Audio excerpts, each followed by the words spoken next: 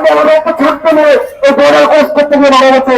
সেই সন্ধ্যায় কেন তার মায়ের সাথে এই দেশ ছেড়ে ভারতে যাওয়ার চেষ্টা করেছে, সেই কারণগুলো আপনি খুঁজে বের করুন। আপনার সরকারকে বলুন যে আমাদের দেশের সংখ্যালঘুরা ভালো নেই। আমি আমার জায়গা থেকে স্পষ্ট করে বলি, সরকার পতনের পর 6 তারিখ পর্যন্ত আমি আমার ক্যাম্পাসে ছিলাম, কিন্তু 6 তারিখের পর আমার বাড়ি থেকে আমাকে বলা হয়েছে বাবা তুমি তাড়াতাড়ি বাড়ি চলে এসে আমি আর দেশে থাকবো না। আমার গ্রাম, আমার এলাকা, আমার জেলার মানুষ, আমার পাশের জেলার মানুষ, আমার আত্মীয় স্বজন সবাই দেশ ছাড়ার জন্য সর্বপ্রথম প্রস্তুতি নিয়েছিল। আমার ছোট রাজশাহী বিশ্ববিদ্যালয়ে পড়ে তাকে নিয়ে আসা হয়েছে শুধু দেশ ছাড়ার কারণে। আমি এবং আমার ছোট ছোট আমার পরিবার, আমার বংশের সবাইকে বলেছিলাম এই বাংলাদেশটা আমাদের, এবং কোনো অন্যায় কোনো নির্যাতন সহ্য করে আমি এই বাংলাদেশ ছেড়ে যাবো না। এই বাংলাদেশটা কোনো বিশেষ ধর্মের না, এই বাংলাদেশটা কোনো পাতেন না, এই বাংলাদেশটা কোনো রাজনীতি করেন না। এই বাংলাদেশ আমাদের সভা, এখানে আমাদের মুসলিম ভাইয়া থাকবে, এখানে আমাদের হিন্দু ভাইয়া থাকবে, এখানে আমাদের খ্রিস্টান ভাইয়া থাকবে। আমরা দুর্বৃত্ত করবে আমাদের সেনাবাহিনীদের হাতে সেনাবাহিনী ভাইদেরকে তুলে দিয়েছিলাম, সেখানে আমাদের পুলিশ ভাইদেরকে তুলে দিয়েছিলাম।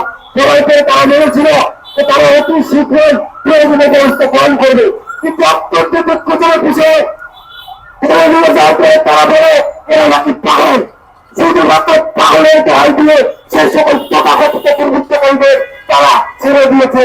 আমি সেনাবাহিনী ভাইদের বিশাল ভাবে অনুরোধ করছিলাম সেই সময়, স্যার আপনি প্লিজ আপনি ইনভেস্টিগেট করুন, আমাদের সংখ্যালঘুদের উপর হামলা করে, আমাদের সংখ্যালঘুদের উপর নির্যাতন করে, আমাদের অসাম্প্রদায়িক এবং বৈশ্যদের চেতনাকে যারা বিনষ্ট করে দেশকে অস্থিতিশীল করতে চায়, কারা এদের পিছনে দায়ী, সেই সকল দায়ী, সেই সকল ইন্ধন তাদের থেকে আপনি খুঁজে রাখুন।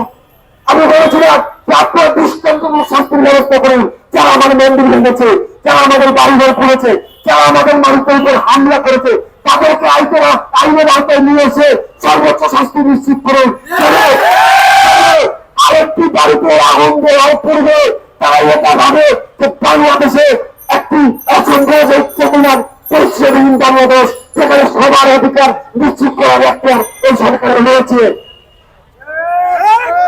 আমি স্পষ্টভাবে বলতে চাই, আজকে আমরা এখানে অবস্থান নিয়েছি আমাদের অধিকার আদায়ের জন্য, আমাদের সংখ্যালঘুদের মুক্তির সহজ হিসেবে বিবেচিত আত্মবাস্তবায়ন করার জন্য। আমরা কোনো বিশেষ ধর্ম বা কোনো বিশেষ রাজনৈতিক দলের বিরুদ্ধে আমরা কোনো অবস্থান নেই নাই। আমরা অবস্থান নিয়েছি সেই সকল দুর্বৃত্তকারীদের বিরুদ্ধে যারা আমাদের বাড়িঘর করেছে। আমরা অবস্থান নিয়েছি সেই সকল দুর্বৃত্তকারীদের বিরুদ্ধে যারা আমাদের জয়ন্ত ধর্মের এবং জয়ন্ত সিংহের মৃত্যুর জন্য দায়ী।